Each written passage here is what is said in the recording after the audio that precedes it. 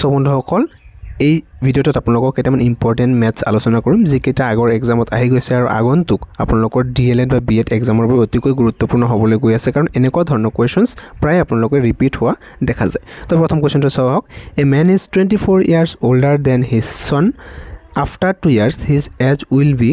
twice age of his son the present age of his son তো গতিকে আমি ইয়াতে কি কৰিম প্ৰথমতে ইয়াতে সনৰ এজটো ধৰি লম পুতেকৰ বয়স ধৰা হল পুতেকৰ বয়সটো ইয়াতে বৰ্তমান x বছৰ হয় আৰু দেউতাকৰ বয়স কি কৈছে মানে সেই মানুহজনৰ বয়স আমি ফাদাৰ বুলি ধৰিম বা মেন আপোনালোকে ধৰিব পাৰে কি হ'ব এই পুতেকতকৈ কিমান বছৰ ডাঙৰ কৈছে 24 ইয়াৰ্ছ older তাৰ মানে কি বৰ্তমান যদি পুতেকৰ x হয় ফাদাৰৰ বয়স কি হ'ব x + 24 আৰু আমাক কৈছে যে 2 বছৰ পিছত চাওক ইয়াতে 2 বছৰ পিছত কি হ'ব পুতেকৰ বয়স x + 2 হৈ যাব ধৰা হল পুতেকৰ বৰ্তমান বয়স 10 বছৰ আছিল 2 বছৰৰ পিছত কি হ'ব 2 বছৰ বাঢ়ি অৰ্থাৎ 12 হৈ যাব ঠিক তেনেকৈ ফাদাৰৰ বয়স কিমান হ'ব ইফালে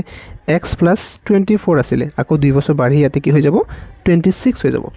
কৈছে যে আফটাৰ 2 ইয়াৰ্ছ হিজ এজ মানে সেই মানুহগৰাকীৰ এজ অৰ্থাৎ ফাদাৰৰ এজ কি কৈছে উইল বি টুৱাইচ মানে দুগুণ হৈ যাব কাৰ বয়সৰ হিজ সন তো সনৰ বয়স কিমান আছিল x + 2 ইয়াৰ দুগুণ হৈ যাব চাওক দুইফালে আমি 2 যোগ কৰিলোঁ কাৰণ 2 বছৰ হ'ব 2 বছৰ পিছৰ কথা কোৱা হৈছে তো এই বাহিৰত আছে মানে কি দুইটাৰ লগতে পূৰণ তো ইফালে কি হ'ব 2x আৰু এতে কি হ'ব 2 * 2 = 4 এফালে কি হ'ব x + 26 ঠিক আমি কি কৰিম এই x2 + x এফালে আহিলে কি হৈ যাব -x হৈ যাব আৰু এই 4টো প্লাস এফালে আহিলে মাইনাস তো চাওক কি হ'ব 2x ৰ পৰা x2 কি হৈ যাব মাইনাস হৈ যাব আৰু এফালে কি হৈ যাব 26 ৰ পৰা 4 মাইনাস হৈ যাব এফালে কি হ'ব দুটা x ৰ পৰা এটা x গলে কেইটা এটা x থাকে আৰু 26 ৰ পৰা 4 গলে কিমান হয় 22 অৰ্থাৎ x ৰ মান আমি কিমান পালো 22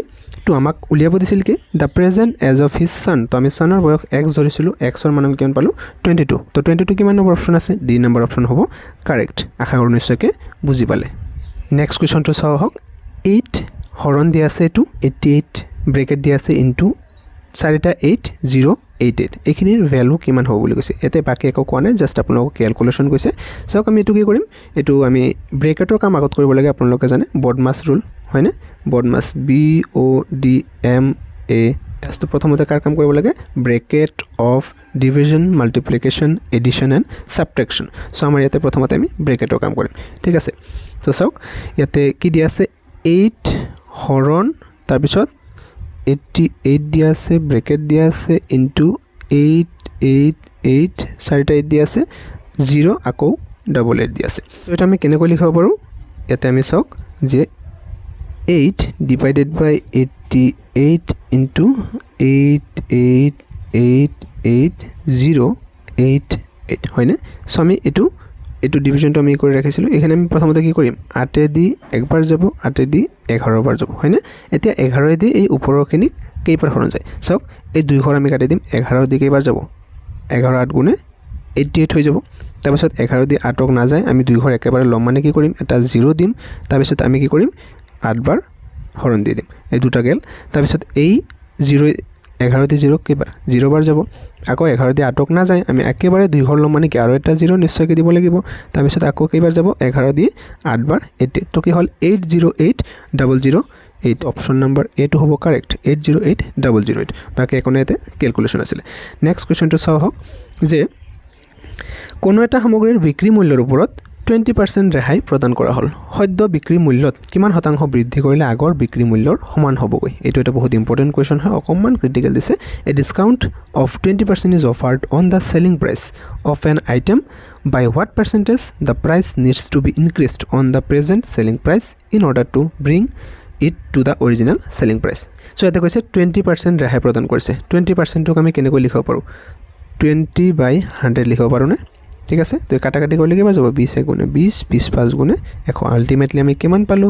1/5 20% এতিয়া আমাক কি কৈছে এটো চাও যে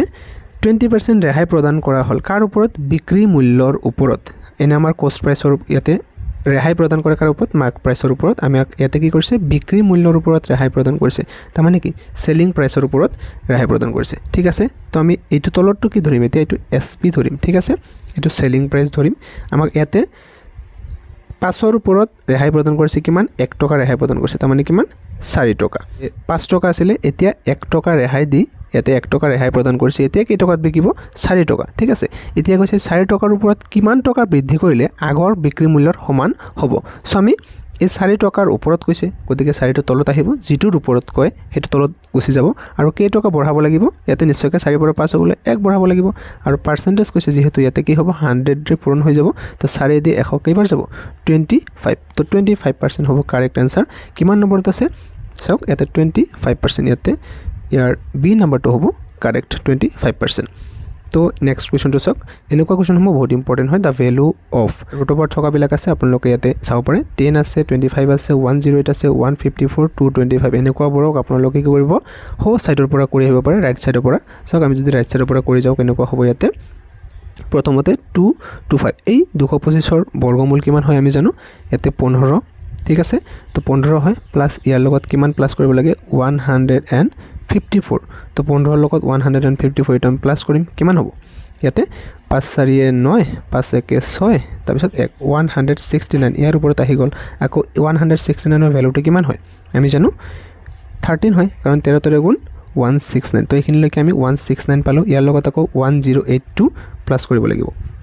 13 পালো আমি ইয়াতে এইখিনিলৈকে পালো আকৌ ইয়াৰ লগত কি কৰিম 108 প্লাস কৰি দিম ইয়াৰ ওপৰত ৰুট ওভাৰ হ'ব কিমান হ'ব 8 3 11 1 7 1 1 0 7 1 2 121 সো ইয়াতে 121 পাই গল আমি এইখিনিলৈকে আকৌ 121 ৰ ভ্যালু কিমান হয় আমি জানো ৰুট ওভাৰ 121 ইয়াতে 11 11 গুণ 121 তো এইখিনিলৈকে আমি কিমান পাই গলো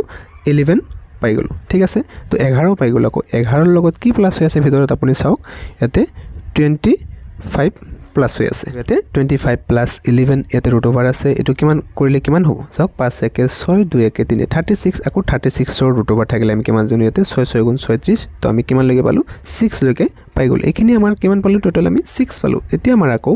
এই 6 ৰ লগত এইফালে কিমান প্লাস হৈ আছে 10 প্লাস হৈ আছে ওপৰত ৰুট ওভাৰ থাকিব তো ইয়াতে আমাৰ 10 plus 6 কিমান হ'ব 16 হ'ব আৰু 16 ৰ বৰ্গমূল কিমান 4 হয় সো আমি আলটিমেটলি কিমান পাই গলো আনসাৰটো এ নাম্বাৰ হ'ব অপচন কাৰেক্ট নেক্সট কোৱেশ্চনটো কি কৈছে চাওক এ number when multiplied with 1111 results in 7 চাৰিটা 7 হয় কিনি the number is সো কৈছে যে এই 1111 এটোৰ লগত তলৰ অপচনৰ কোনটো পূৰণ কৰিলে আমি চাৰিটা 7 পাও সো নিশ্চয়কৈ দেখাই গৈ আছে ইয়াৰ লগত যদি আমি হাত পূৰণ কৰো কি হ'ব 7 7 7 7 আমাক এটোই কৈছে কিমান ইয়াতে কৰিব লাগিব পূৰণ সো আনসাৰটো ইয়াতে এ নাম্বাৰটো হ'ব কাৰেক্ট আনসাৰ সালে গম পোৱা যায় এটো তাৰপিছত নেক্সটটো চাওক 23 নম্বৰ কোৱেশ্চন ইয়াতে এটো সালে আপোনালোকে কৈ দিব পাৰিব ডাইৰেক্টলি যে ইয়াতে কোনটো হ'ব আনসাৰ ৰুট ওভাৰ 121 কৈছে চাওক 121 ৰ কিমান হয় 11 হয় বৰ্গমূল প্লাস কৈছে এই 8 ৰুট ওভাৰ 81 কিমান হয় 9 9 গুণ 81 তাৰপিছত 25 ৰ কিমান হয় 5 গোটেইকেইটা যোগ কৰিলে কিমান হ'ব এটা আপোনালোকে যোগ কৰিলে 25 ইয়াতে পাই যাব 11 পাছে 16 16 নে 25 তো 25 হ'ব কাৰেক্ট আনসাৰ অপচন নম্বৰ সি অতি সহজ হয় এটো তাৰপিছত নেক্সট আপোনালোকে চাব পাৰিব if 7 mangoes cost 91 then the cost of 3 mango কৈছে যে 7টা আমৰ দাম 91 টকা হয় 3টা আমৰ দাম কিমান টকা হ'ব সো চাওক আপোনালোকে সিম্পলি ইয়াতে আমাক দিয়া আছে যে 7টা আমৰ দাম ইয়াতে 91 টকা ঠিক আছে সো আমি এটা আমৰ দাম কিমান জানো 91 ক যদি আমি 7 দি ডিভাইড কৰো কিমান বাজে 13 টকা এটা আমৰ দাম 13 টকা আমাক কেই টাইম কৈছে যে then the cost of 3 তাৰ মানে কি তিনিটা আমৰ দাম কিমান হ'ব 13 3 গুণ কিমান 39 39 কাৰেক্ট আনসাৰ তো ডি নাম্বাৰটো হ'ব কাৰেক্ট নেক্সট কোৱেশ্চন চাওক কি কৈছে যে এজন মানুহে এটা বিকল সামগ্ৰী 1500 টকাত কিনিছে আৰু 900 টকাত মেৰামতি কৰিলে আৰু সামগ্ৰী পদ 5000 টকা বিক্ৰী কৰিলে বিক্ৰী কৰ বাবে হিচাপে তেও 100 পৰিশোধ কৰিব লগা হ'ল তাৰপিছত মানে খাজনা হিচাপে এটা কিবা এটা দিছে ট্যাক্স দিছে তাৰপিছত সামগ্ৰী পদ বিক্ৰী কৰি মানুহজনে অৰ্জন কৰা মুঠ লাভৰ শতাংশ কিমান % বুলি কৈছে তো চাওক মানুহজনে কি কৰিছিলে কিমান টকাৰে কিনিছিলে বিকল সামগ্ৰী মানে বেয়া বস্তু 1500 টকাত ক্ৰয় কৰিছে তো সিপি আমাৰ কিমান হ'ল 1500 কষ্ট প্ৰাইস 1500 টকা তাৰপিছত 900 টকা মেৰামতি কৰিলে তো ইয়াৰ লগত 900 টকা কি হৈ যাব প্লাস হৈ যাব কাৰণ নিজৰ পৰাই খৰচ কৰিছে হয় না তাৰপিছত কৰিছে যে আকৌ সামগ্ৰী পদ 5000 টকাত বিক্ৰী কৰিলে আকৌ সেলিং প্ৰাইস কিমান টকা দিছে 5000 হয় না তাৰ বিক্ৰীকৰ বাবে তো 100 টকা পৰিশোধ কৰিল আকৌ 100 টকা ইয়াতে প্লাস হৈ যাব কাৰণ সিপি নিজৰ পৰা খৰচ হৈছে ন একেটা প্লাস কৰক একেটা সিপি ধৰিম আমি কাৰণ নিজৰ পৰা যেটা খৰচ হয় হেতু আমি কষ্ট প্ৰাইসতে ধৰিম তো 0 0 প্লাস কৰিলে 0 এটো 0 9 পাছে 14 একে 15 5 7 1 1 7 1 2 2500 টকা তেওঁৰ কিনা দাম আছিল আকৌ সেলিং প্ৰাইস কিমান 5,000 টকা তো 2,500 টকাত দি যদি কিনিছে 5,000 টকা যদি বেচিছে ইয়াতে ডাইৰেক্ট আমি দেখাই পাই আছো এনসাৰটো কিমান আহে সো ইয়াৰ পৰা এটো মাইনাস কৰক প্ৰফিট কিমান পাৰ্সেন্ট শতাংশ প্ৰফিট পাৰ্সেন্টটো কি হ'ব আমাৰ কিমান টকা লাভ হৈছে ইয়াৰ পৰা চাও 2500 টকা দি কিনিলে 5,000 টকা বেচিলে ইয়াতে আমি দেখা পাই আছো 2500 টকাই লাভ হৈছে কাৰ ওপৰত লাভ হৈছে কিনা দামটো সদায় তলত থাকিব হয়নে আৰু 100 ৰে মাল্টিপ্লাই হ'ব কাৰণ পাৰ্সেন্টেজ কৈছে তো 2500 দি 2500 একবাৰ কিমান পাৰ্সেন্ট 100% লাভ হৈছে তো এনসাৰ অপচনটো হ'ব ডি কাৰেক্ট একেবাৰে সহজ চালে গম পোৱা যায় তো ইয়াতে এই কোৱেশ্চনটো চাওক যে কি কৈছে দুটা সংখ্যাৰ যোগফল 12 আৰু সংখ্যা দুটাৰ বৰ্গৰ পাৰ্থক্য 60 সংখ্যা দুটাৰ পাৰ্থক্য উলিয়াব দিছে সো আমাক কৈছে যে দুটা সংখ্যাৰ যোগফল সো আমি প্ৰথমতে কি কৰিম এটা সংখ্যা x বুলি ধৰি লম আৰু এটা সংখ্যা আমাৰ কি হ'ব 12 - x হয়নে তো এটা সংখ্যা আমি ইয়াতে x বুলি ধৰিম আনটো সংখ্যা আমাৰ কি হ'ব ইয়াতে 12 - x কাৰণ দুটা সংখ্যা যোগ কৰি গৈছে তেনেহলে এটাৰ পৰা আনটো বিয়োগ কৰি দিলে আমি আনটো সংখ্যা পাই যাম আৰু আমাক লগতে প্ৰশ্নৰ মতে কি দিছে যে according to question আমি কি ইয়াতে চাব লিখিব পাৰো যে দুটা সংখ্যাৰ বৰ্গৰ পাৰ্থক্য কৈছে মানে কি এই যেটো সংখ্যা লৈছো এই সংখ্যা আৰু এটা সংখ্যা আমি কি পাইছো 12 - x এই দুটা সংখ্যাৰ বৰ্গ এই বৰ্গৰ আকৌ পাৰ্থক্য বুলি কৈছে পাৰ্থক্য মানে মাইনাস কিমান দিয়া আছে 60 দিয়া আছে তো এইটো আমাক দিয়া আছে এইখিনি আমি যদি সলভ কৰো চাও এক x² আছে আৰু এটো কাৰ ফৰ্মুলাত পৰি যাব 12 - x হোল স্কয়াৰ মানে কি a - b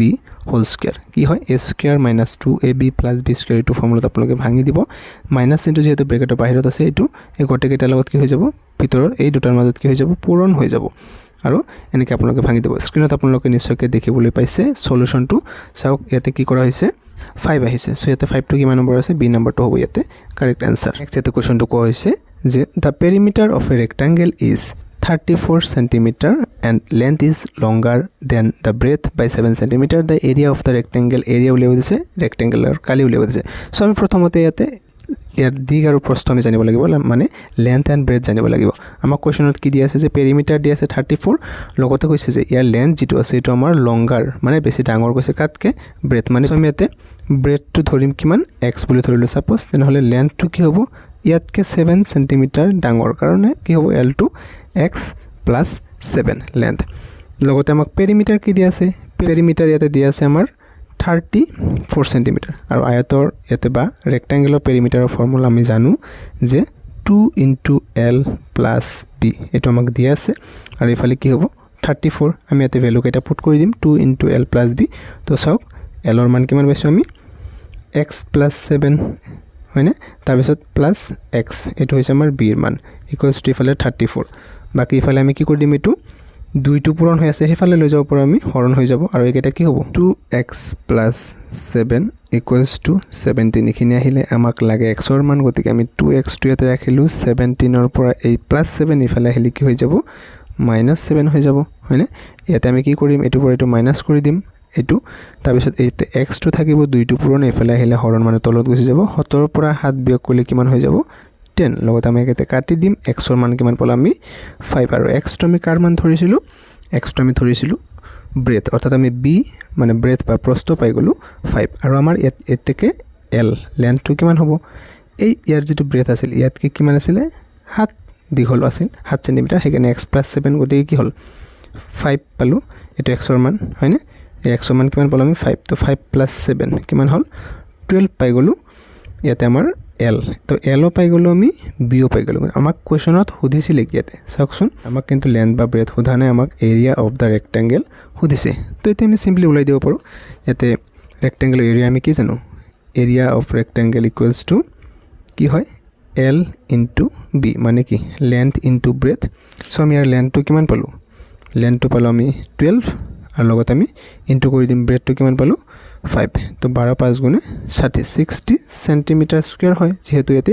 এৰিয়া কৈছে এটো কিমান নম্বৰ অপচন আছে বি নম্বৰটো হ'ব কাৰেক্ট আনসাৰ নেক্সট এটা পাৰ্সেন্টেজৰ পৰা দিছে চাওক 5000 ৰ 3% ৰ 2% হৈছে তো ৰ মানে পূৰণ হয় আমি সকলোৱে জানো এটো 5000 দিয়া আছে তো 5000 ৰ মানে হৈছে পূৰণ 3% তো ইয়াক যদি আমি ভাঙি দিও তলত এটা 100 হৈ যাব হয়নে ইনটু ৰ মানে ইনটু হ'ব আকৌ 2%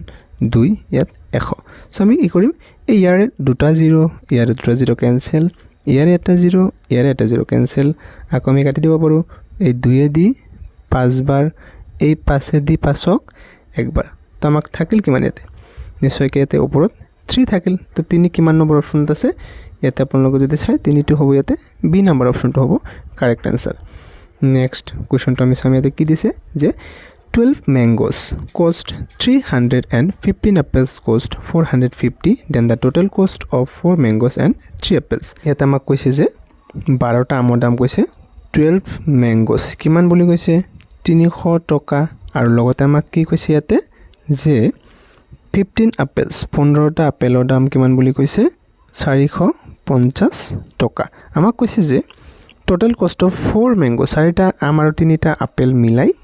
কেই টকা হ'ব সো আমি ইয়াতে 12টা আমৰ দাম 300 টকা হৈছে এটা আমৰ দাম আমি কেই টকা হ'ব এটা ম্যাঙ্গোৰ দাম হ'ব আমাক 12 দি 300 কি হৈ যাব ডিভাইড হৈ যাব হয়নে তো 12 দি 300 কিমান বাৰ যাব 12 দি 30 কিমান বাৰ যাব 12 দুগুণে 24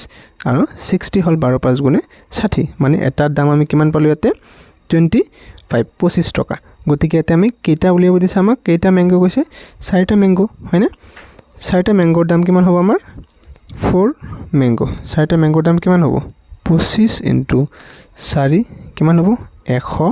টকা তো ইফালে আমি 100 টকা পালো 15টা আপেলৰ দাম 450 টকা এটা আপেলৰ দাম কিমান হ'ব 450ক ডিভাইড হ'ব কিমান দি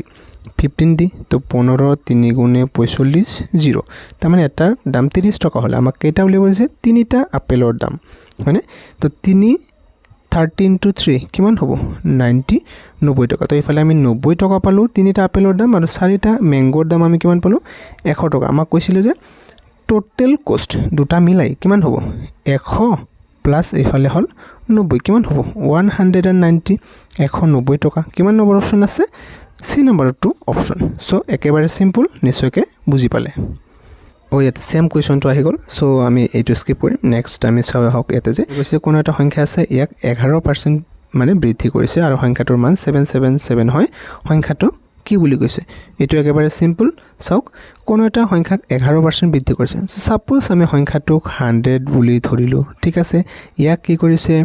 বৃদ্ধি কৰিছে কিমান পাৰ্সেন্ট 11% বৃদ্ধি কৰিছে সো 100 যদি 11% বৃদ্ধি কৰে কিমান হ'ব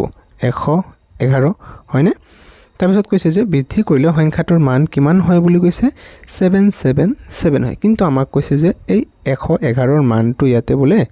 777 এটো কৈছে আমাক তেনেহলে আমি 1 ৰ মানটো কি বুলি হ'ব পাৰে 777 কি হৈ যাব 1 ৰ মান এটো দি ডিভাইড হৈ যাব কেইবাৰ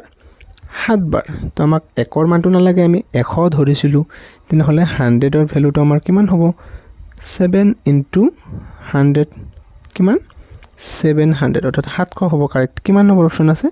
ডি নম্বৰ অপচন হ'ব কাৰেক্ট একেবাৰে ইজি নিশ্চয়কৈ বুজি পাইছে যদি বুজি পোৱা নাই আপোনালোকে আৰু এবাৰ ভালকৈ চাই ল'ব সো নেক্সট আৰু এটা কোৱেশ্চন আছে হয়তো লাষ্ট এই কোৱেশ্চনটো আমি চাম যে এজন ব্যক্তিয়ে ত্ৰুটিপূৰ্ণ সামগ্ৰী 900 টকাত ক্ৰয় কৰে আৰু 100 টকাত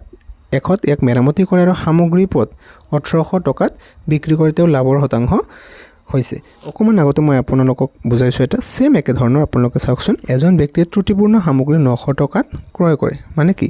এটা বেয়া সামগ্ৰী কেই টকাত কিনে কষ্ট প্ৰাইস ইয়াতে 900 টকা আৰু 100 টকাত ইয়াত মেৰামতি কৰে মেৰামতি যে কৰিছে এটো কাৰ পৰা গৈছে নিজৰ পৰা গৈছে আৰু তাৰ লগত কাৰ লগত প্লাস হ'ব এটো 1000 টকা মানে এটো কি নিজৰ সিপিএ ধৰিব লাগে নিজৰে খৰচ হৈছে নহয় আৰু সামগ্ৰী পদ 1800 টকাত বিক্ৰী কৰে আৰু সেলিং প্ৰাইসটো কিমান দিছে ইয়াতে